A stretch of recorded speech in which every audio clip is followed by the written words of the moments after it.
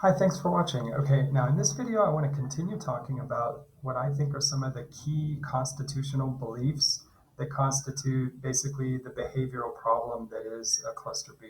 Okay, not looking at it as a mental illness, but looking at it as like core constitutional behavioral sort of belief systems, almost like ideologies that sort of produce all or most of the symptomology. Now, before I get into putting everything on beliefs and personal constitution, okay, I do think that our temperament, okay, temperament is a big factor in all of this. Okay, so like if you don't have if you don't have a troublesome temperament, you're probably not going to have as much trouble with strange belief systems. Okay, but when you combine the temperament that we do have and our susceptibility to certain very problematic belief systems, those things come together to produce the disorder. But I want to focus today kind of on the pitfall beliefs that we fall into. Okay, sort of like our ideology pitfalls, and just kind of focus on maybe the most basic one that I can think of, which is the distinction, the very important distinction between well-being and well-feeling. Okay, so imagine well-being and well-feeling. Okay, now that sounds like a very obvious distinction. Okay, but in behavior, okay, in human behavior, it's not enough to actually intellectually believe something. Okay, in human behavior, we have to constitute our beliefs. Okay, in other words, a belief that's just intellectually accepted, that's not really constituted. Okay, so what we have to look at inside of ourselves is sort of our constitutional beliefs. Okay, the beliefs that we sort of revert to without even thinking. Okay, so it's very important, I think, in psychology, especially when we're dealing with personality disorders, not to focus so much on what our intellectual menu of beliefs really is. We're really more concerned with our default our behavioral defaults. Okay, so those are our true, actually constituted beliefs. Okay, so we really have to distinguish between things that we accept intellectually and things that are actually constituted in our programming, basically our reactive programming. Okay, so even though I know full well what the difference is between feeling good, and actually being good, okay, I know intellectually, okay, constitutionally, okay, I tend to revert to not really truly knowing the difference deep in my deepest programming. Okay, I don't really know the difference between well-being and well-feeling. Okay, well-being, well-feeling. Okay, now intellectually whatever, but my actual programming, I really don't have that distinguished, because when I think about it, I can behave well, and when I think about it, I can sort of not be so close to B. But when I'm really not thinking, and when I'm under a certain amount of pressure, okay, at some point you'll find me defaulting to reactive behavior, where I don't show an apparent distinction between well feeling and well being. Okay, so that's a very important distinction. And there's no prize really for just having an intellectual acceptance of the distinction. Okay, intellectual awareness is almost worth nothing. Okay, in cluster B, we have to program ourselves and get into the level of our deepest programming, or we have to have an acquired or an adopted program to sort of monitor the deepest troublesome areas where we tend to default and reveal our true core program beliefs. Okay, so it's not, there's no prize for the intellectual awareness, and really we should really kind of minimize how much importance we put on what we intellectually are aware of. It's basically our behavioral programming. That's where the problem is for us. Okay, so I want to propose that even a lot of adults, okay, who are not cluster B and who don't have any personality disorder, a lot of people kind of have trouble with the difference between well-feeling and well-being. I think even in a consumer culture, I think the bedrock of a consumer culture is basically the premise that most of the population, most of your demographic, target markets are probably mostly people who tend to confuse feeling good and actually being good. Okay, so this is actually almost I'm not going to say universal, but it's almost like a pandemic problem in our consumer reality, which is that probably most people have some overlap and how they view, well-being versus well-feeling.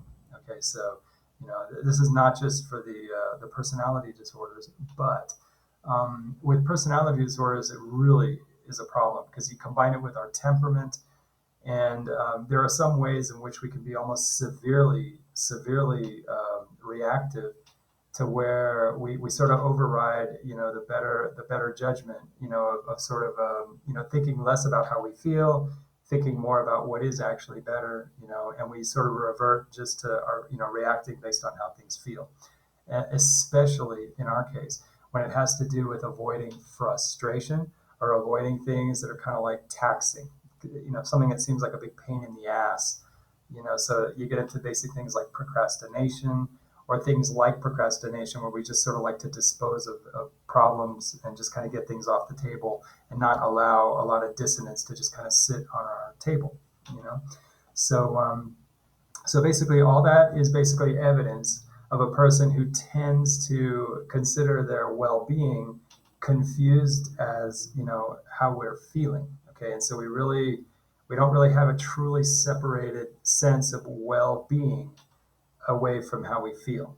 Okay, and that's really important because I think that, however it happens, okay, I think in healthy, very healthy people, I think people start to get kind of programmed, and they actually start to learn from a very early age. I think even some people as early as like 5 or 6 years old, how they get, I guess they get taught by their parents, or they may even discover it, that there is a tremendous benefit, and I mean a benefit, like a long-term persistent profit in learning how to sort of program ourselves and sort of find our good feelings and our well-being that is completely distinct from how we feel. Okay, and I think you have to see it in terms of benefit. It's not like we're just for the sake of being, masochistic, that we're just, oh, I'm just, I just love to feel bad because feeling bad by itself is a good thing.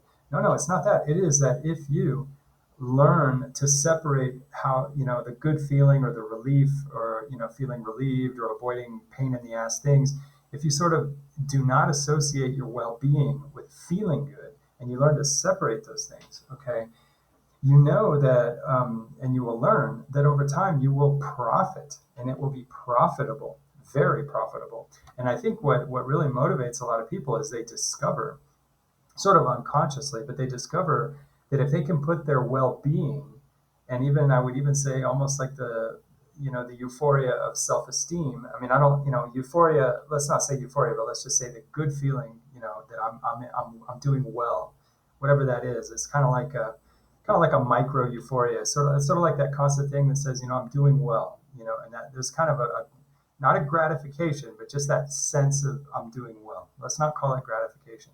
But if you can sort of attach that sort of positive feeling, okay, specifically not to how we actually feel, okay, and more to, like, tending to the taxations of our environment, okay, that if we can sort of learn that separation, and we know there is benefit. It's not we're just doing it just to enjoy the pain. It's not that. It's that it is beneficial, and it's sort of like almost like a technology where we learn mentally that if we can sort of technologically sort of separate how we feel from what is really better, and we invest in it, and we actually get profit out of it, and we know it's profitable, okay, then we'll have sort of a stable replacement for, let's say, the immature good feelings, okay, which are just the primary sensational sensation kind of good feelings.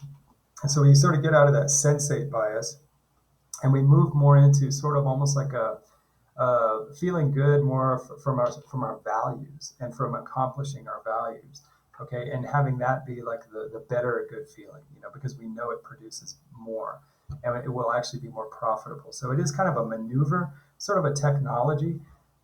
But I think that in good families, and I think young creative people, some of them spontaneously learn that there is just a tremendous profit in from being able to, sort of like truly reprogram ourselves, and sort of, just completely detach the sense of, well-being from how we feel immediately. Okay, and we know that there is a way to feel good about ourselves in a higher way, which is not sensational, but a way to sort of have our feeling like we're doing well sort of attached more to, taking on the burdens of our sort of our just immediate environment, our experience, the responsibilities we have to deal with, maybe even just taking on extra burdens, you know, and just having a way of life that's sort of taxed, that that somehow that really is more profitable, and that it's a better feeling in a sense that we can sort of invest in that way of living.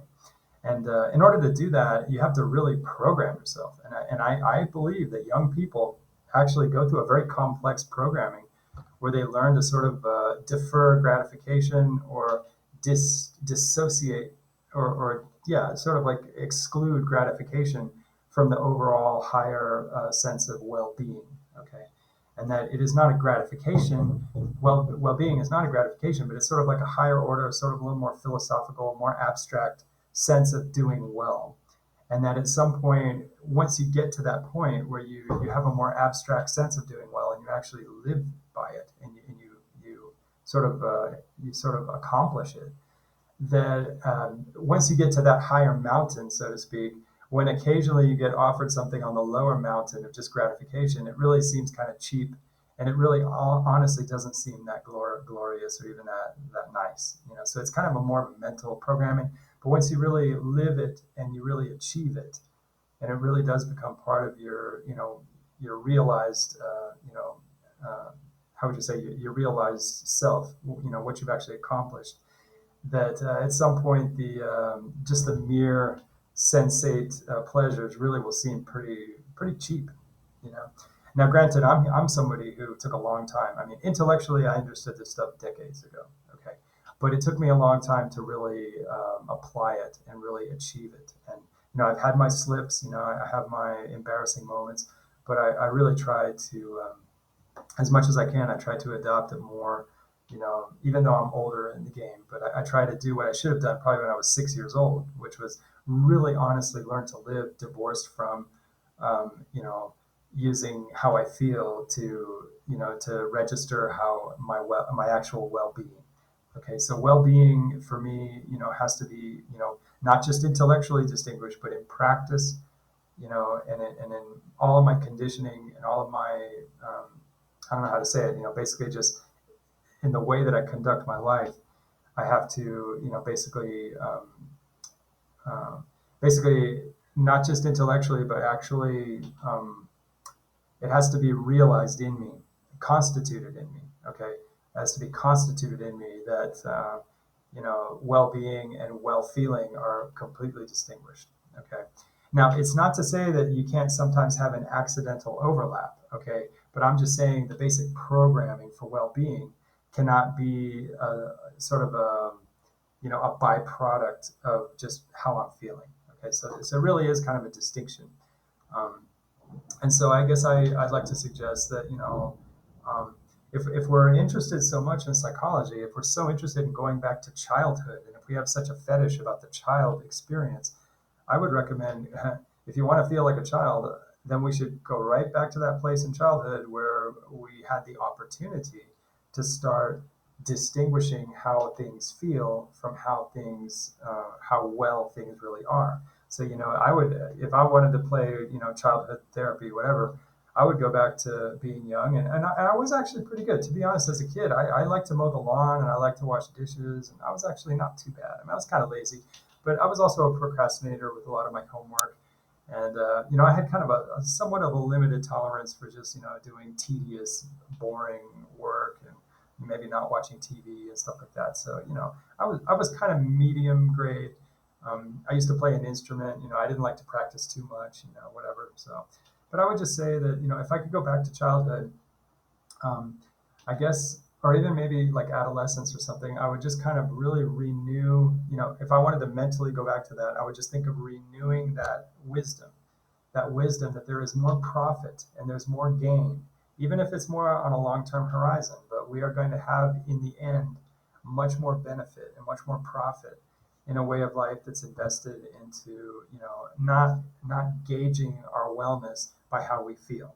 Okay, and really just living like that and taking on the taxation, you know, um, it's not just the toil, and I don't want to make this sound like we just have to toil and just live miserably. It's not that, but just take on the burden of all the things in our environment that constitute a burden, you know.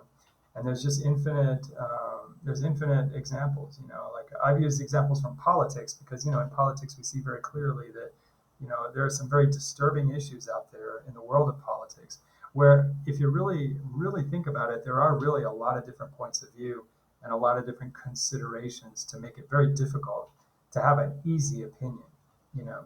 Um, and so likewise in our personal life, if you really think about it, things are not so easy understandable in our personal life.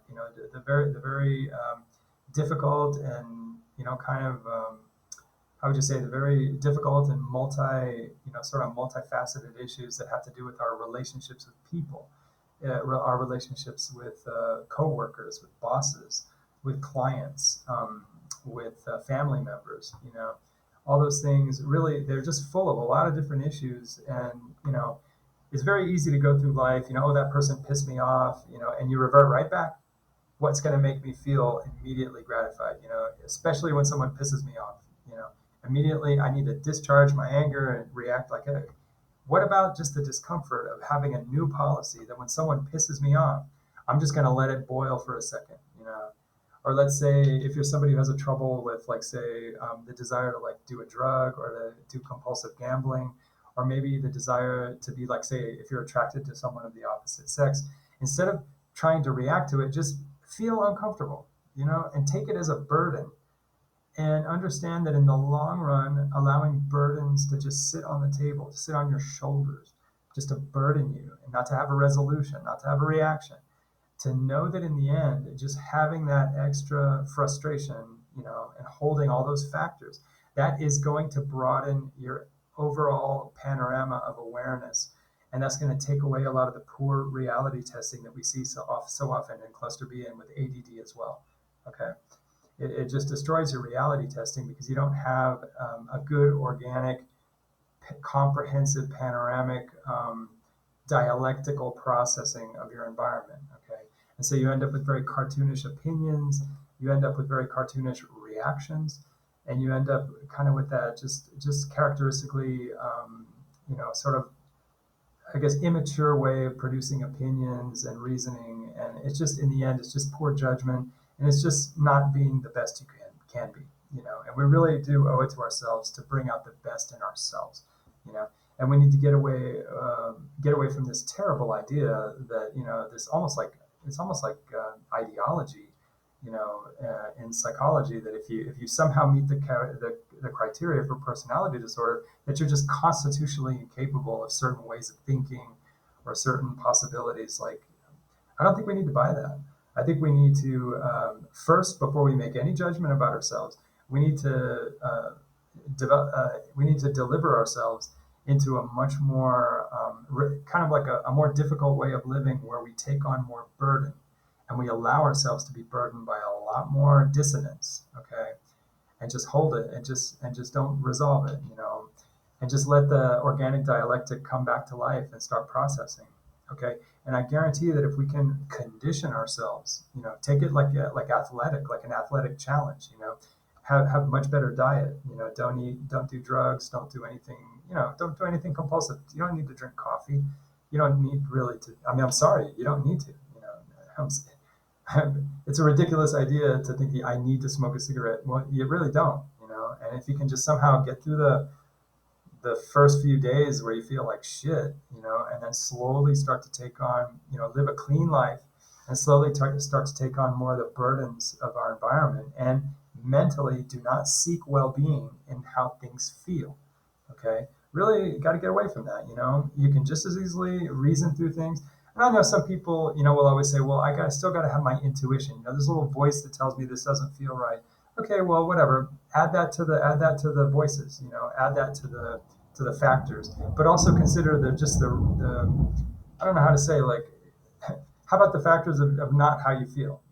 Like, I don't know how to say it. I mean, like, let's say if you have to consider taking a job that isn't like a very, I don't know, like maybe not a very high status job, like, Well, okay, so that's just one factor, but there's a lot of other factors. Like, could that job be a good opportunity to develop discipline? Could that job be a good opportunity to start developing a more stable income? Could that job be an opportunity maybe to advance to another job because you get some experience? Could that be a resume builder? Um, in other words, there's a lot of considerations, and we should allow all those things to sit on the table uncomfortably, okay, and just learn that bearing the burden over a life, okay, taking on more burden, and not associating our well-being with how things feel, okay, in the end, we will see that produces more profit.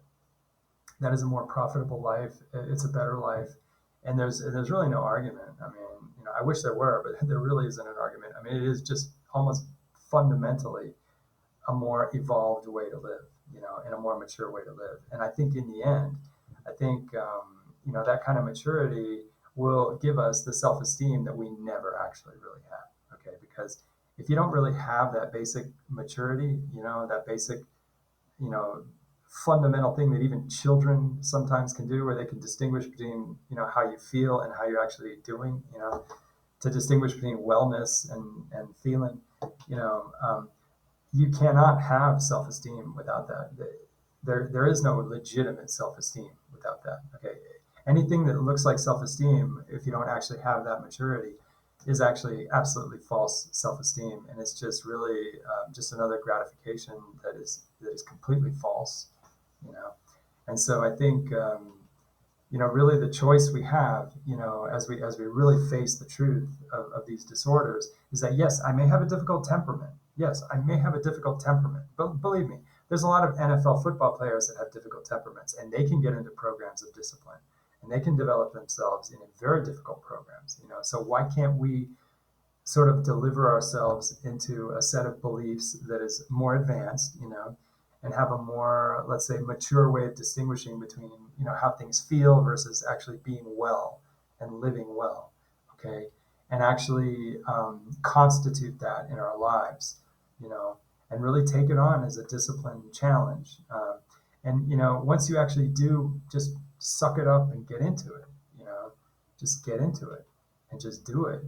You realize that what you were living before was actually just bullshit. Okay. And so that in the end, it's very easy and fancy to talk about, well, I got my temperament and I got my mental illness. But what was really happening, is that you were living, I'm sorry, bullshit, and that I think is the real challenge we have, and again, to say it in your head and to say it intellectually, oh yeah, I can tell I'm full of shit, means nothing. You have to constitute it. Okay. And I mean this, you have to constitute it in your life as a way of life. It has to be a program. Okay. And it has to be a commitment. But once you get into that, okay, and then you look back and you see the real problem with this cluster B, it's not so much a mental illness, it's an illness of bullshit. Okay, it's a bullshit condition that you are in bullshit, you know. And I'm sorry if this is offensive to anybody, or if people find this to be, offensive, but look, I'm one of you. Okay, I have this condition too. Okay, I have a bad temperament. I have been diagnosed with NPD several times. Okay, and I can just say it. I guess I have the right to say it because I've lived it. And it's not to say I don't slip. It's not to say I don't make a fucking fool of myself sometimes. Okay, I do, and I'm embarrassed about it. Okay, but you can see once you get into it. Okay, and once you start truly, constituting the distinction between well-being and well-feeling. Okay, you do start to get to a place where you realize the other way of feeling good is just bullshit all around. The self-esteem you get in that area, and that other alternative of just, how things feel without having that actual maturity, that's just bullshit self-esteem. It's just worthless. It shouldn't even be called self-esteem. Okay.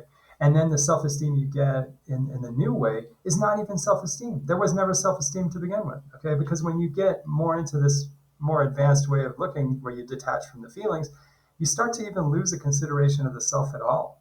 Okay. It's amazing. Once you detach from how things feel, there is no real, I mean, yeah, there's a self, but you don't feel good about your self.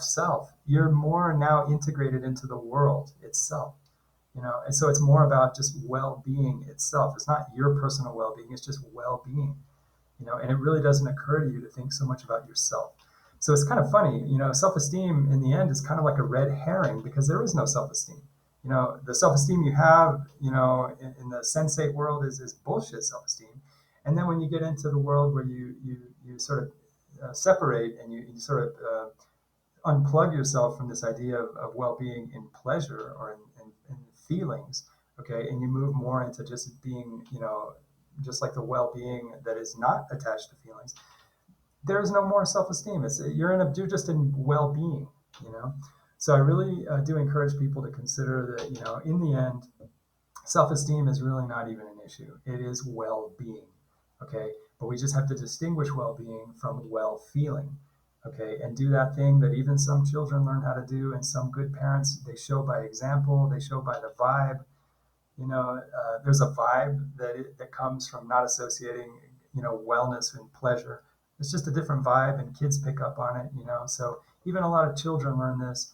And I guess in adolescence, we have to relearn it because in adolescence, you get this extra dose of all these hormones, and you become like a baby again, and you have to rebuild yourself. So I think even if you're really, really mature, like say as like a 10 or 11-year-old, when you get to be like 12, 13, 14, I think you have to kind of rebuild yourself because I think the hormonal cocktail is so different that you really have to kind of redevelop your values and reconstitute your values. Because again, whatever's in your head intellectually, that's almost worthless. It has to be constituted. So I guess I just want to leave you guys with the idea of, distinguishing between well-being and well-feeling, and that it's not an intellectual distinction. It has to be constituted. And I invite anybody with a cluster B issue to take it on. Just take it on and just get into it like it was an exercise plan, and just eat healthy, be healthy. Why not set yourself the best possible conditions to be doing well? This is no different than somebody who has, diabetes, and they're like, but I don't want to stop. I don't want to stop eating hamburgers. Come on, just stop eating the hamburgers. Stop smoking the cigarettes. You got diabetes. It's like, do the right thing. Otherwise, otherwise, why even bother? Like why even complain? If you can't, I don't know. I just put it out there. It's like the rubber has to meet the road, and at some point the bullshit just has to stop. And you just gotta just unplug from the stupid stuff and just get into a healthier life. I think at the bottom line, I really don't think this is so much mental illness. I think it's just a question of bullshit, but you got to face it. And it's not enough to realize it. The insight is just the beginning. You have to constitute the difference, and